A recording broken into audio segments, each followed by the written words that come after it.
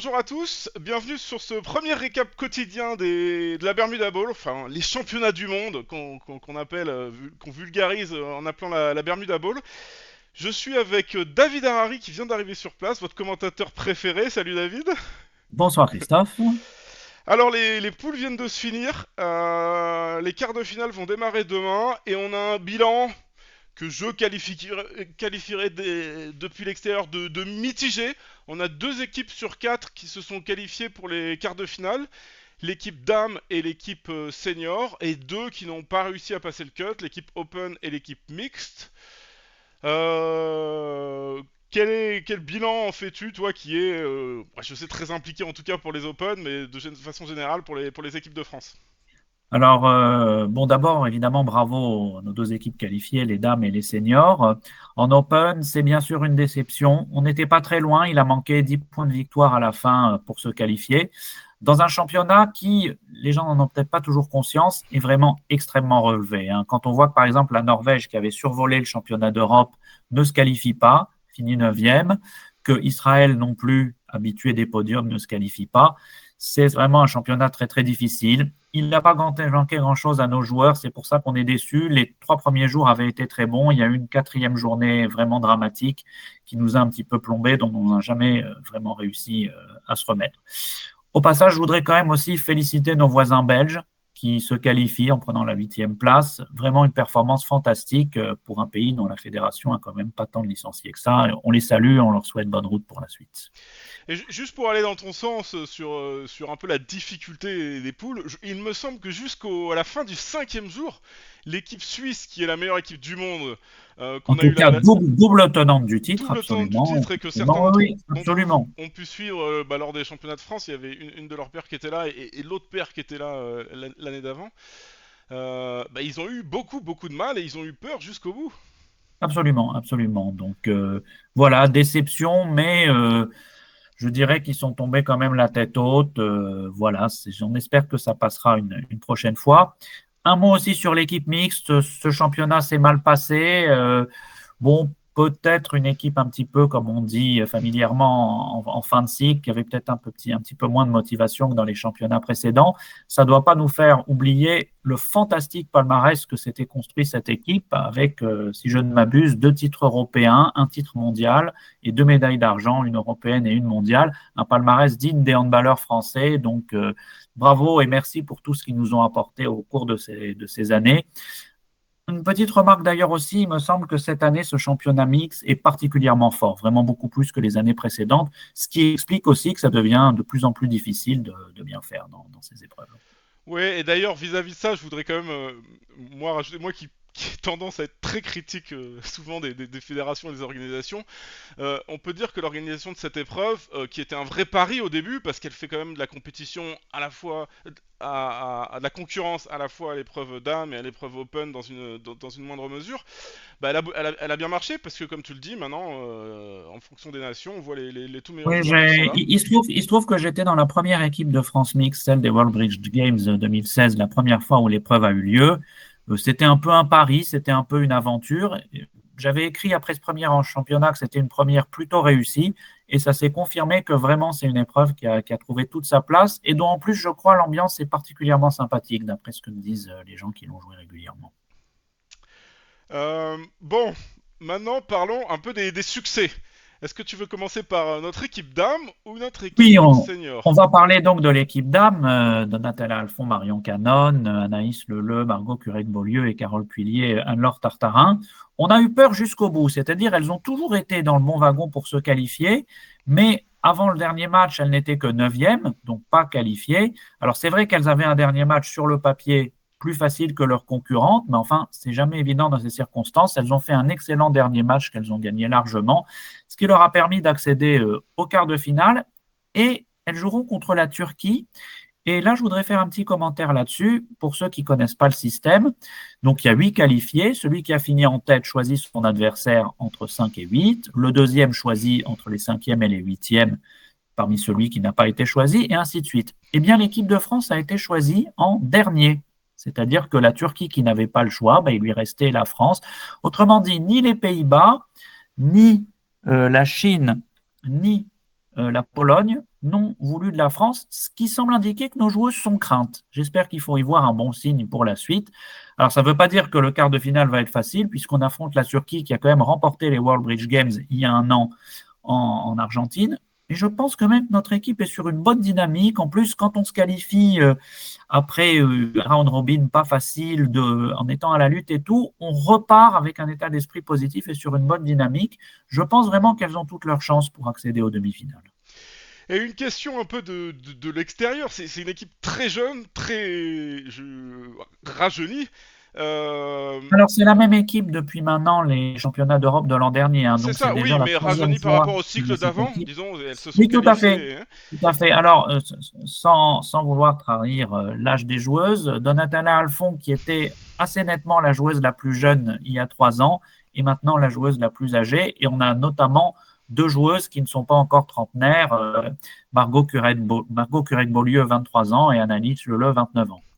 Donc est-ce qu'on peut parler d'équipe entre guillemets d'avenir qui est là pour se faire les dents ou est-ce qu'elle a une Je ne chance dirais d'aller au pas bout? ça. Ah, pour moi, c'est déjà une équipe très expérimentée, hein. Rappelons qu'elle a fini médaille d'argent du dernier championnat d'Europe à un point des gagnantes norvégiennes, qui d'ailleurs ne se sont pas qualifiées, ce qui, une fois de plus, semble indiquer que ce championnat est assez relevé. Mais je crois qu'on a 6 joueuses qui sont déjà, y compris même pour les deux plus jeunes, vraiment expérimentées. Bon, on ne présente plus Carole Puilier et Anne-Laure Tartarin. Anne-Laure Tartarin étant la numéro 1 du classement français, ni Donatella Alfon et Marion Canon qui ont déjà, par exemple, remporté des médailles dans les plus grandes épreuves françaises. Non, je pense qu'on a une équipe certes assez jeune, mais déjà expérimentée à ce niveau-là. Donc ça ne sera pas un handicap. J'ai une dernière question pour toi pour ces épreuves d'âme. Je sais qu'en catégorie open, la plupart des joueurs sont des professionnels. Qu'en est-il de la catégorie Alors, excellente question, Christophe. Alors, dans notre équipe, Carole Puilier et Anne-Laure Tartarin sont des professionnels du bridge. Ce n'est pas le cas de Donatella Alfon, qui est avocate, ni de Marion Canon, qui travaillait à plein temps jusqu'à maintenant. Alors, j'ai cru comprendre que peut-être elle allait consacrer plus de temps au bridge à partir de l'année prochaine. Anaïs Leneux travaille également à plein temps. Ce n'est pas du tout une professionnelle du bridge. Et Margot Curec-Beaulieu travaille dans le bridge, puisqu'elle travaille pour Funbridge et consacre énormément de temps au bridge. Je dirais que c'est peut-être en quelque sorte une semi-professionnelle, enfin plutôt quand même une professionnelle puisqu'elle fait essentiellement du bridge. Mais en dames, il y a moins de joueuses professionnelles, peut-être parce qu'il est plus difficile malheureusement pour les joueuses de trouver des sponsors, de jouer dans des équipes sponsorisées et donc de gagner leur vie comme ça. Donc je dirais qu'on a oui, à peu près la moitié de l'équipe qui est professionnelle. Ok, et eh ben écoute, il ne nous reste plus qu'à leur souhaiter bonne chance pour le quart de finale, qui se déroulera, si je ne m'abuse, sur 2 journées. Hein, on a 2 journées de Absolument, quart. avec un format très légèrement modifié. D'habitude, on faisait 6 segments de 16 donnes, c'est-à-dire 96 donnes. Là, on va jouer 8 segments de 14 donnes, c'est-à-dire 112 donnes, un petit peu plus long, sur 2 jours, 56 donnes par jour. Ok. Et on refera un point, donc le bilan sera vraiment quotidien cette semaine, donc on fera un point à la moitié d'écart demain soir, tous les deux à nouveau. Et si on passe sur l'équipe senior, donc, qui a eu aussi très Alors, très les chaud jusqu'au seniors, bout. oulala, alors ils nous ont fait peur, hein. Je suivais la partie en direct avec Christophe Oursel et Eric Mauberquez, de grands supporters de toutes les équipes de France. Et à 4 dotes de la fin, les seniors étaient, je crois, 10e au classement en cours. Ils étaient menés d'une vingtaine de points et en plus, les résultats dans les autres matchs n'étaient pas favorables. Et heureusement, ils ont mis le turbo sur les 4 dernières donnes. Ils ont marqué 2 gros coups et en gagnant leur match, ils ont ainsi assuré la qualification puisque je crois qu'en gagnant, il y avait pratiquement plus de score qui les éliminait. Mais on a eu vraiment très, très chaud pour cette équipe. On peut effectivement voir que sur les 4 dernières donnes, ils ont marqué 30 points.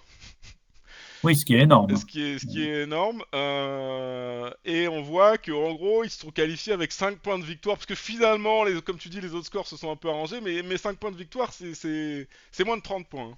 Ah oui, oui, et puis un coup dans un sens, dans un match, et dans l'autre sens sur un autre, tout de suite, il y a une équipe qui perd 2 points, une autre qui en gagne 2. À Mais la d'ailleurs, bonne piste, c'est-à-dire regarde. à 4 de la fin, ils étaient dehors. Regarde à quel point c'est serré Oui, entre 8, oui, 9, oui, 10, oui, c'est 11 là. impressionnant, absolument impressionnant. Oui. Et bon, dans ce championnat senior, je dirais que les deux équipes américaines font un peu figure d'épouvantail, avec des joueurs qui sont vraiment des superstars du bridge, hein, qui ont gagné pour la plupart de nombreux championnats du monde open. Alors en quart de finale, nous jouerons contre la Suède. Alors, je vais nous afficher ça. Les quarts de finale, ils sont là.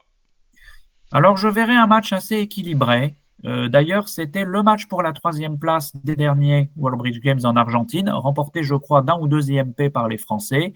Donc France-Suède, c'est souvent des matchs équilibrés, assez serrés, avec des rebondissements.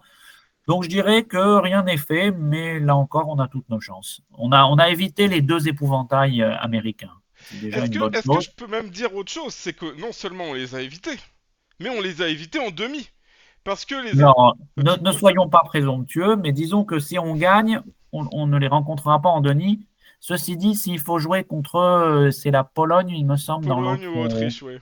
Pologne-Autriche. Alors, je connais peu les joueurs autrichiens, mais on sait que les équipes polonaises, dans toutes les catégories, mais en particulier en senior, c'est toujours très très fort, hein. Bien Donc, sûr, bien sûr. Mais je voulais. Alors, je disais ça parce que déjà, c'est quand même une bonne nouvelle d'éviter les deux équipes américaines dont on parlait. Mais on a vraiment tous les meilleurs joueurs, hein. On a du Mextrot, on a du Zia, on a du Larry Cohen, il me semble. Enfin, vraiment ah oui, oui, c'est tout le. extraordinaire le Voilà. niveau de ces équipes Donc, américaines. les Polonais ont beau être très forts, je parierais quand même sur les Américains. Et en fait, il y a un point de règlement qui fait que les Américains sont obligés de se jouer en demi-finale pour pas qu'il y ait une Absolument. finale Amérique contre Amérique. Absolument. Alors, c'est un peu une survivance historique que les États-Unis aient droit à deux équipes. Je abstiendrai de dire ce que j'en pense. C'est un sujet très, très controversé. Mais après, la seule fois dans l'histoire où il y a eu une finale États-Unis-États-Unis, qui était, je crois, en 1976, on a décidé, pour éviter que ça se reproduise, que s'il y a deux équipes américaines en demi-finale, elles se rencontrent automatiquement. Ok, bah écoute, bonne chance aussi à notre équipe senior contre la Suède. On va suivre ça. Alors là, c'était notre premier récap, donc on n'a pas pu vous montrer des donnes ou vous parler plus en détail de ça, mais donc à partir de demain, on aura vraiment déjà plus que deux équipes sur lesquelles se concentrer et sur nos matchs. Et du coup, bah, on essaiera chaque jour de vous parler d'une donne et puis de vous, maintenant que David est sur place, d'avoir aussi quelques, bah voilà, les tendances, comment ça se passe, quel père joue, quelles sont les stratégies, etc. David, on te confie cette mission. Mais j'essayerai de recueillir quelques anecdotes, peut-être une donne un peu spectaculaire chaque jour pour Voilà. divertir nos auditeurs. Et puis, ben, on est tous quand même derrière les deux équipes de France, là, en espérant que ça se passe bien et qu'elles seront toutes les deux en demi-finale. Ok, et ben à demain et merci à tous. Ciao. Bonne soirée à tous, à demain.